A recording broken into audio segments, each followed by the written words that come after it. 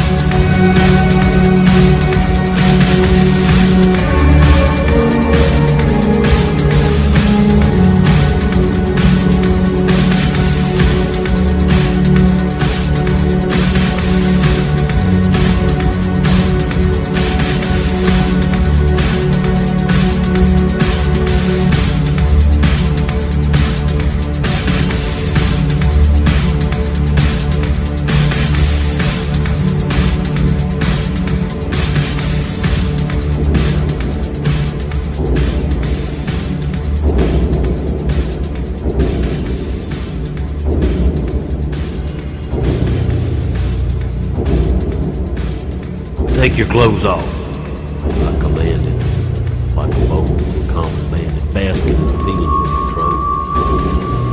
I was standing back behind them with a length of line. The time once their nakedness had been revealed.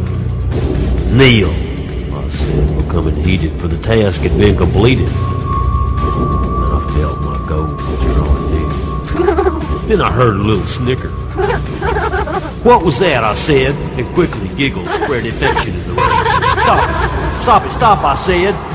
But it seemed to spread and spread. Stop it, or I won't show you anymore. I can't believe that you're so dumb to think we needed anyone to show us what we've known about what? for years. I screamed in disbelief, so certain that I was the thief that took away their purity. I said, but what about the other night when she and I were locked so tight and...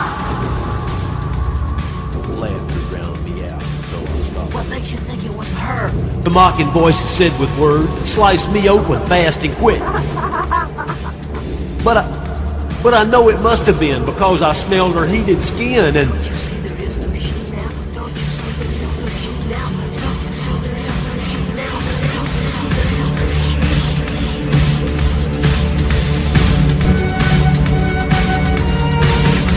there is no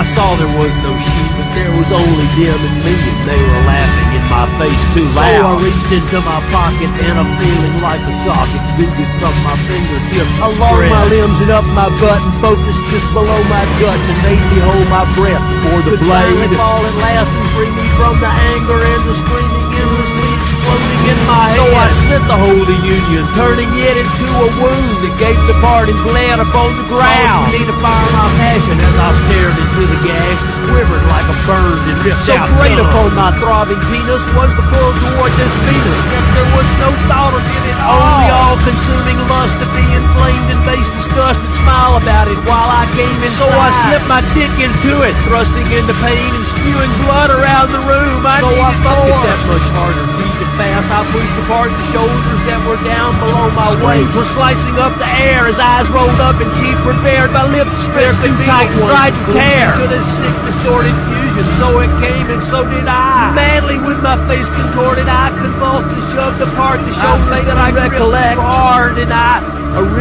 ripping, sicking sound of flesh and splitting as I drifted towards us. And just before I hit the floor, a big black hole. I noticed one was rolling over, showing me a smooth, unblemished thigh that ended in a red eruption just below her belly button. But maybe it was only in my mind. But maybe it was only in my mind.